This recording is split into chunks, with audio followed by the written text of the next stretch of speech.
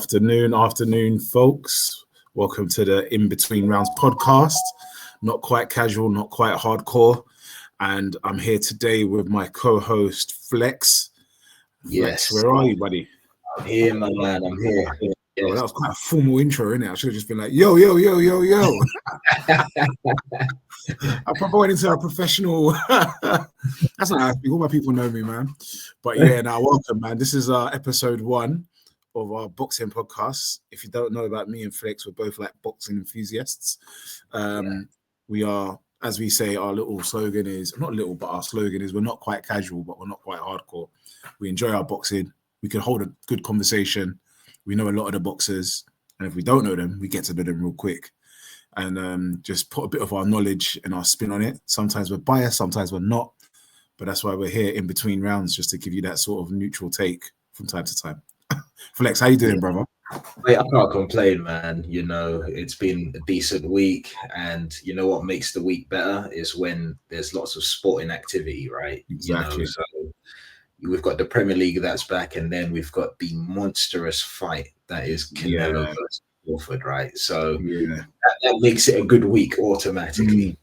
I think like it goes without saying, like that is the big fight. But I didn't realize, I mean, if you look on our screen, you can see the list of fights that are coming up. I mean, obviously we knew about Benavidez Yard, but Parker Woodley spun me out of nowhere. I wasn't expecting that.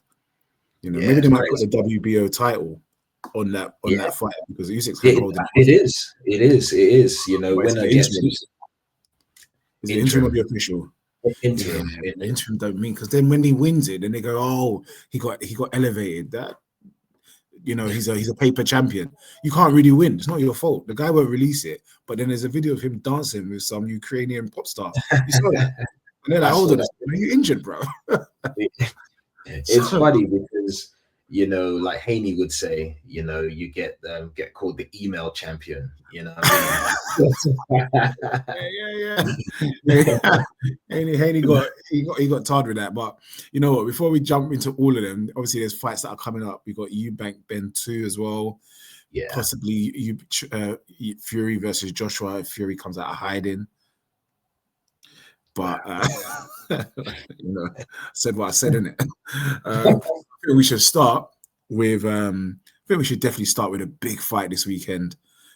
Tonight, actually, or early hours of this morning on Netflix, and it's Canelo versus my guy, my champion, Bud Crawford. I've always been a Bud fan because I've never liked the way they got onto him from when he was in the 140 division.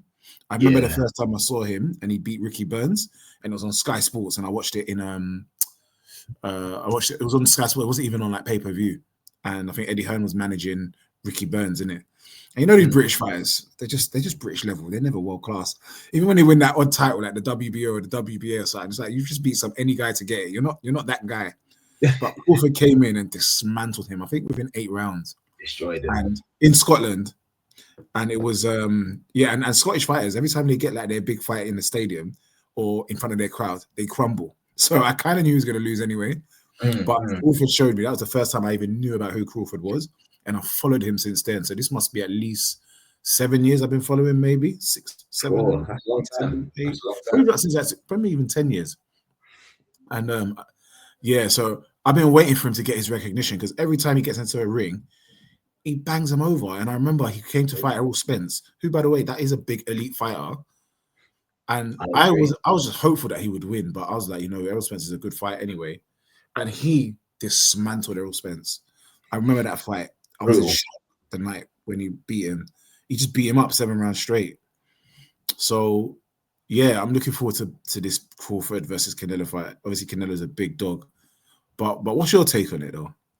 Man, I think this is a monstrous fight. I mean, it's crazy that it's even happening, you know. And when you see them, like, both standing side by side, you kind of don't see the size difference. No. They kind of seem very similar in height, similar in, you know, just body structure, although Canelo does look a little more thicker. Like, you know, he seems a little bit more, how'd you say, sturdy in his weight.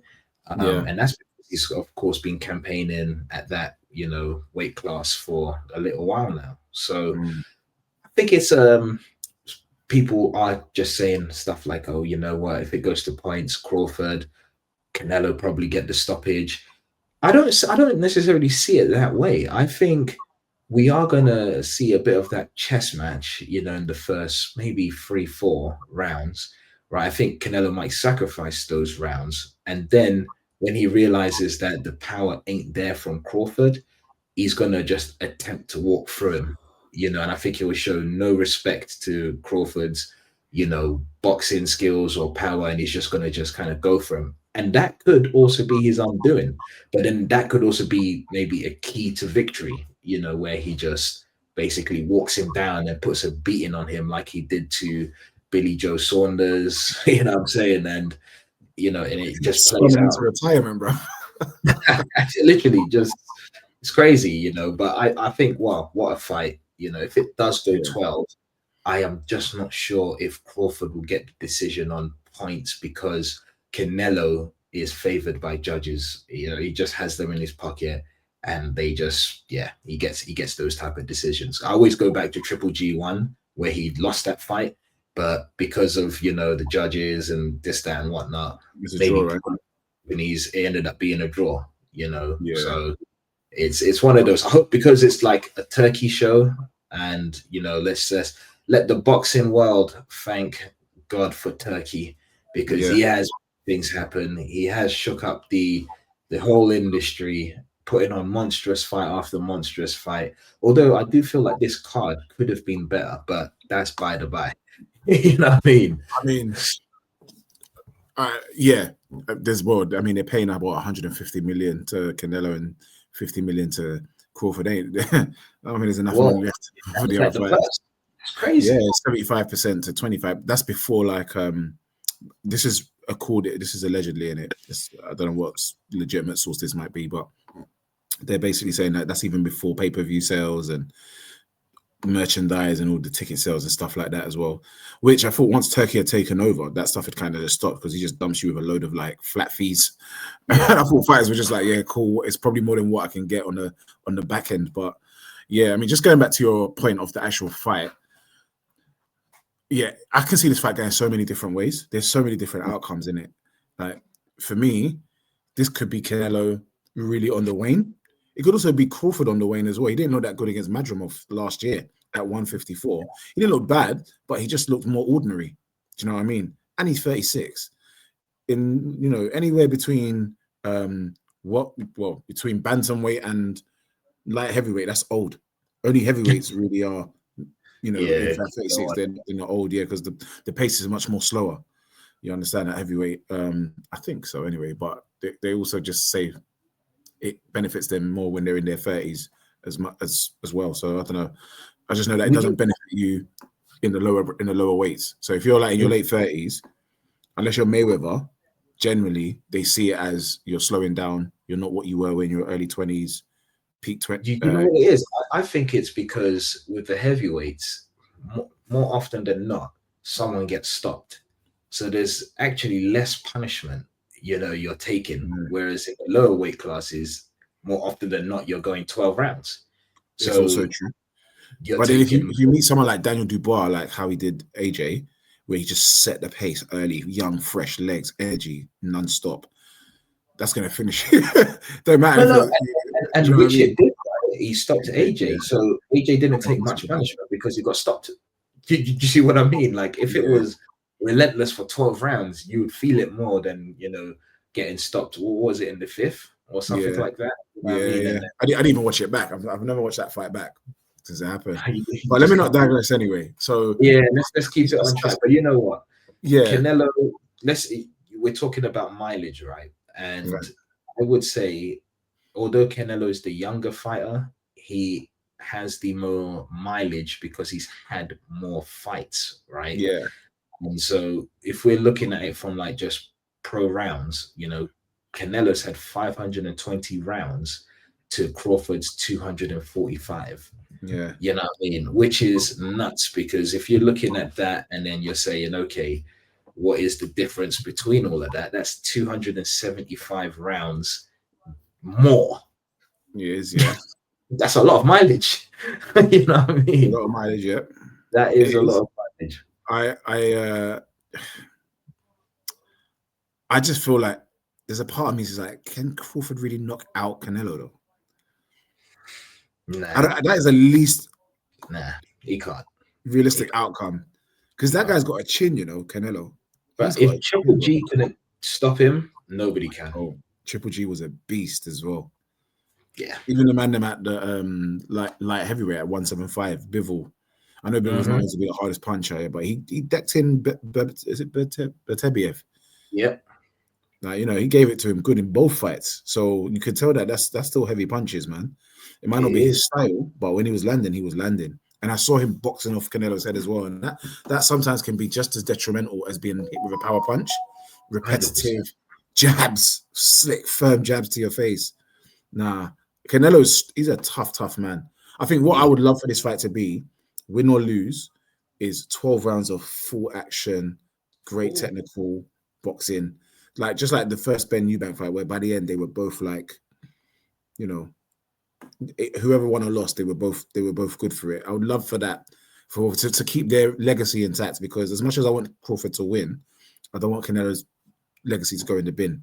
That's a well-deserved legacy, you get me? Because of the way society is now, one loss and they're rubbing it in your face and throwing it down. It's crazy. You never did anything your whole career. Do you know what I mean? So he's only always fought the best. So for me, he's an all-time great. That's a fact. So what's your final verdict on Canelo Crawford then? Man, my heart is with Crawford, but my head tells me Canelo will get the job done. He's just campaigned at that weight class for longer. He has. And, if you can't stop him, like I feel like Crawford at least needs a knockdown just to swing the judges his way. He is severely, in my opinion, the underdogs, just because of the fact that, everyone is on that Canelo gravy train, and you have to do more than a lot to change the minds, that like the preconceived notion of how this fight is going to go.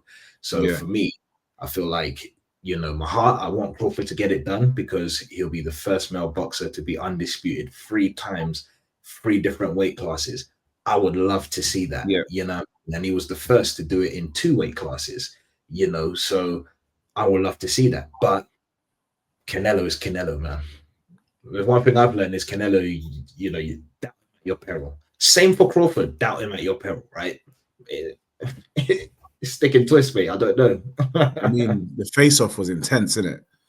The face-off was intense, But I think my verdict, Crawford. We're supposed to be in between rounds, but that was so not neutral, bro. That's okay. That's okay. Nah, it's all right. You're not on the fence, and that's good. I'm not. It's Crawford, man. And the worst bit is I'm saying Crawford. A part of it is hope. A big part of it is hope, rather than actual knowledgeable, realistic, backing it with facts. But I like the spectacular, and I feel like Crawford. It's one of 2 ways. It's Crawford on points, and that's what I'm going for. Doesn't mean that is what we think that's the truth. You, the viewer, might have a different opinion, but that's what I'm going for. No, that's okay, man. If you're asking me why I think he can do it, is an amazing switch hitter. Canelo doesn't necessarily like southpaws, from what I can remember. He has got power. Whether it carries to this level is going to be yet to be seen. But if it does, it could be a long night for Canelo as well, despite the fact that he's got a good chin. But let's not forget, Crawford is a good marksman. He doesn't miss his shots, Yeah. He doesn't miss his shots. And one of the things I heard or listened to was, I can't remember whose podcast it was, but they were basically just saying that the all that muscle he's carrying, he likes to move around, whether his legs are going to help him. So although I'm saying Crawford, I'm also saying reasons why he could also lose as well, is simply because if Canelo decides to work him on his legs, then he could get tired pretty quickly. But also, I don't think Canelo is much of a mover either. I know he bobs his head and wheezes a lot, but is he a great mover? I don't recall him being a great mover. I mean, he moves his head. How like the Mexican style where they bob him and weave it, like Mike Tyson, almost peekaboo style. But Canelo, I would say more time than not, just has no respect for the opponent's power, so he doesn't feel like he needs to. Yeah, yeah, So, yeah. And also, if he starts hitting Crawford on the arm, you know that tactic that he does as well. I want to yeah, know how Crawford reacts to that. Because that's that he one did that to Callum Smith, and he bust yeah, up his arm. He done it to other strikers. Not strikers, other fighters, and you could see that their arms were just red.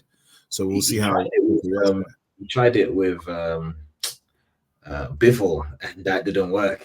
So he Well, tried. Just kept turning, didn't it? Did he keep turning? Kept turning. He was a smart technician, though, man. You know what I mean? He's elite. That's what you So call ring out, boy. yeah, so Crawford for me, Canelo for you. I guess we'll speak, next week and find out if our predictions were correct or not. Yeah, and I'm sure the fallout from that would be amazing. But yeah, you got anything to add before we leave? No. I think look, it's just an exciting time.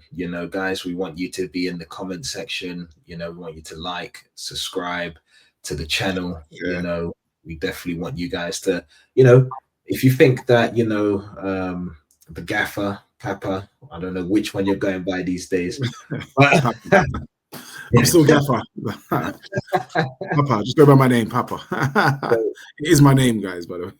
This is it. So if you disagree with anything Papa said, if you disagree with anything I've said, or even if you do agree, let us know in the comment section. We're on the way to 100 subscribers. Help us get there by hitting that subscribe button. And, of course, hitting the like button helps us on the algorithm for YouTube. So hit that like button. Absolutely.